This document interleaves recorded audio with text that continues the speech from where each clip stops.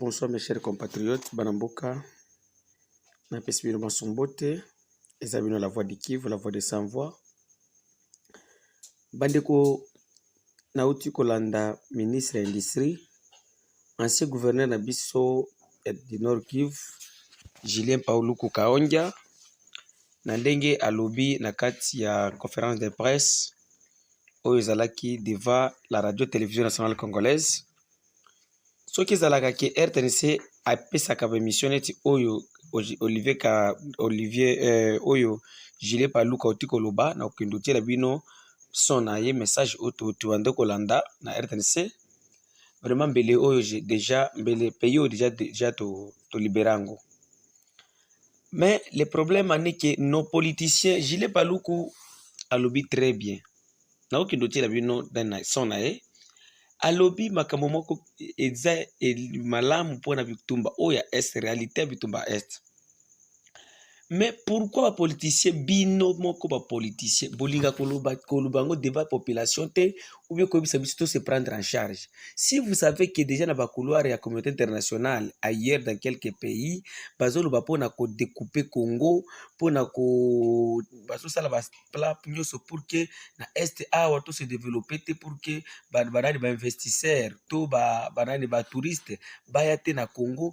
Pourquoi vous se prendre en charge? Et si nous voulons se prendre en charge, vous allez kabato aliboso ko sala ba initiative na bino ya ba soi-disant faire de siko ya ko attaquer batoyo bazo ko linga ko se prendre en charge.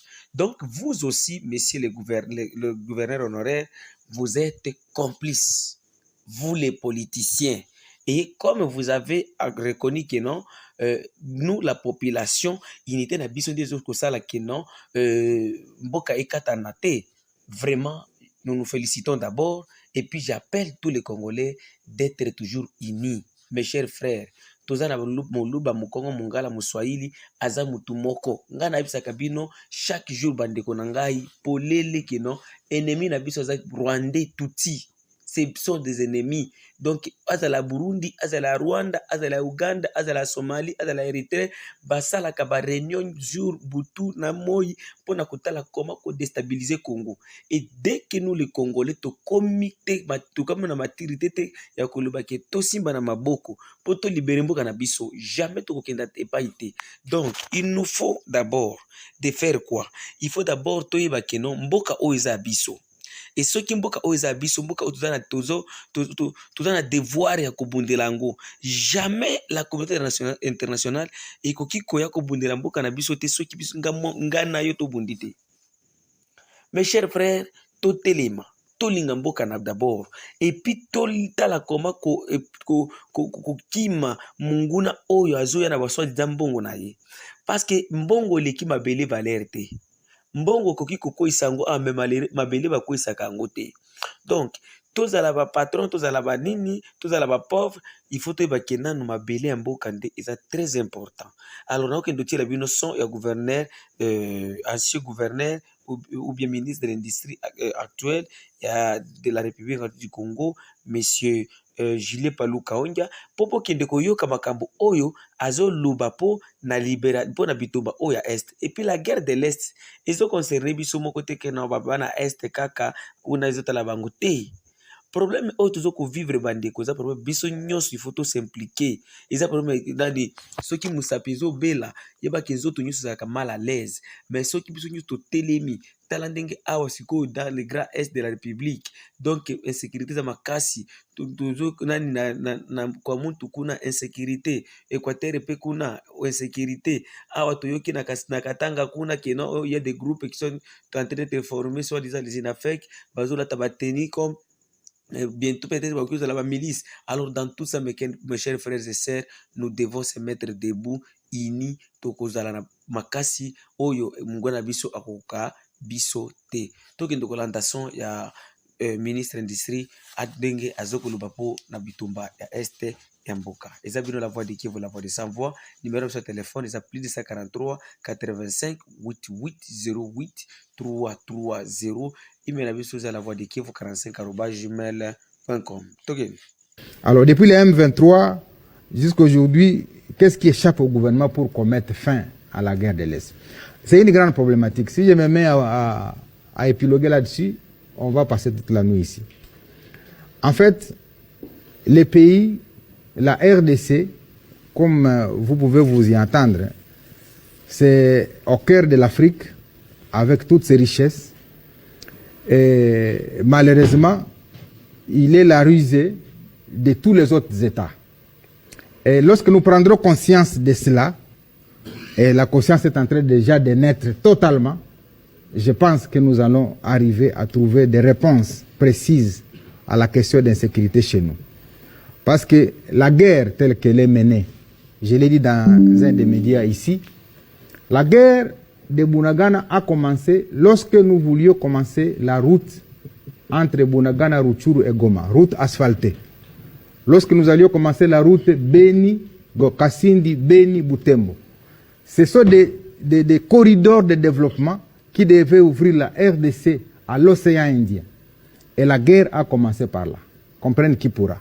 Cet espace-là, de Bunagana à Rutshuru, en arrivant à Goma, s'il est désenclavé, c'est les bastions des gorilles des montagnes.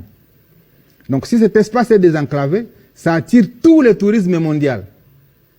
Donc il y a des pays qui, à la suite de ce désenclavement de cet espace, souffrent par le tourisme dont ils font la propagande à travers le monde. Et donc, en empêchant cette activité de commencer, c'est effectivement d'empêcher la relève économique de la RDC. Toute la mafia, et je l'ai dit plusieurs fois, les RCD qui a commencé la guerre en 98, le 2 août, est resté pendant 5 ans au Nord Kivu. Et pendant 5 ans, le Rwanda est venu au motif qu'il poursuivait les FDLR. Mais tout le monde sait qu'en lieu et place de poursuivre les FDLR, 5 ans après, le Rwanda est sorti premier producteur du coltan et d'autres minéraux. Et donc, il y a des faux fuyants qu'on a fait porter au niveau de la communauté internationale pour aveugler les gens qui n'ont pas la maîtrise de la situation des Grands Lacs, alors que derrière ça, il y a un intérêt économique.